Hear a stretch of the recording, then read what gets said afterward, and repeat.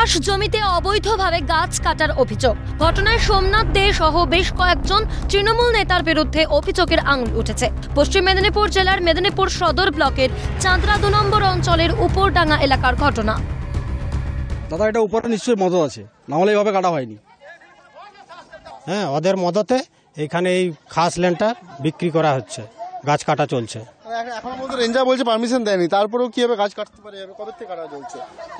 গত পরশু থেকে গাছ কাটা চলছে। গত পরশু থেকে। হ্যাঁ, আগেও কি এরকম হয়েছিল না এবার প্রথম?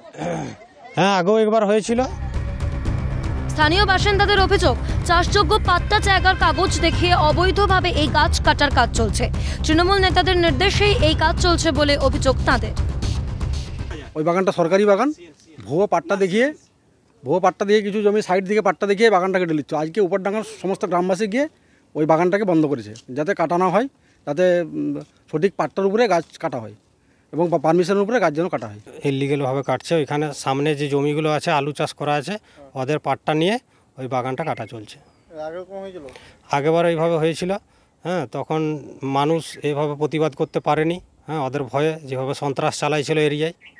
হ্যাঁ, তো মানুষ এখন রুখে দাঁড়াইছে। এখানে উপরডাঙ্গার বাগানটা পাশের আলু চাষিদের পাট্টা নিয়ে ওই খাস বাগানটাকে, সরকারি সম্পদটাকে তৃণমূলের নেতারা কেটে নিচ্ছে। তাতে গ্রামবাসীরা বাধা দিতে যায়। পাগলু ভালো নাম বলুন না।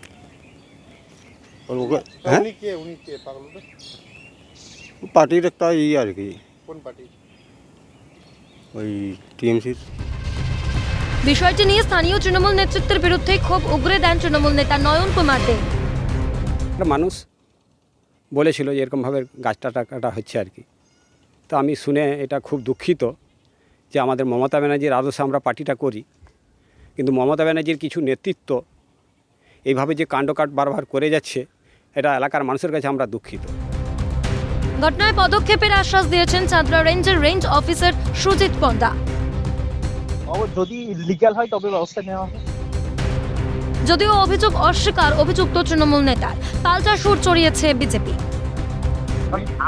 নাম বললে তো আমার কিছু বলার নাই, ঠিক আছে? ওই ব্যাপারে অ্যাকচুয়ালি ব্যাপারটা হচ্ছে, ওই ব্যাপারে আমার কিছু এই মুহূর্তে কোনো নলেজে নাই। আপনি জানতেন না? না না।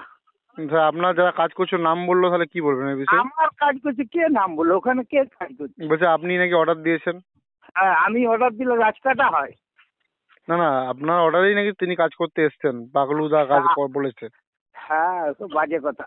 কাটার যে অভিযোগ চাঁদরা এলাকার উপরডাঙ্গা এলাকায়, এটা বহুদিনের অভিযোগ। দীর্ঘদিন ধরে গাছ কেটে চুরি করা তৃণমূল করছে এবং ওখানে চুরি করে এই জেলা তৃণমূলের কার্যালয়ে টাকা আসছে। এটা হচ্ছে দুর্নীতিপরায়ণ তৃণমূলের একটা স্বভাব। এবং কাটমানি, গাছ চুরি, বালি চুরি, কয়লা চুরি, গরু চুরি, সোনা চুরি, সমস্ত চুরি করে ভাইপোকে পাঠাও, এই লক্ষ্যমাত্রা নিয়ে নেমেছে। বেআইনিভাবে গাছ কাটা হলে দৃষ্টান্তমূলক শাস্তির আশ্বাস জেলা পরিষদ সভাপতি। প্রকৃত জানা যাবে গাছটি কার এবং কেন কাটছে। যদি বেআইনিভাবে গাছ কাটে, দৃষ্টান্তমূলক সেখানে শাস্তির ব্যবস্থা করা হবে। তৃণমূল জামানায় চাকরি চুরি, কয়লা চুরি, রেশনের চাল চুরি সহ একাধিক দুর্নীতির অভিযোগ সামনে এসেছে। আর এবার অবৈধভাবে গাছ কাটার অভিযোগ। বিরোধীদের অভিযোগ, রাজ্য জুড়ে একের পর এক দুর্নীতির অভিযোগ সামনে এলেও প্রশাসনের তরফে কোনো সদর্থক পদক্ষেপ নিতে দেখা যায়নি। শাসক দলের প্রচ্ছন্ন মদত থাকার জন্যই কি প্রশাসনের এই নিষ্ক্রিয়তা? অভিষেক চক্রবর্তীর রিপোর্ট, ক্যালকাটা নিউজ।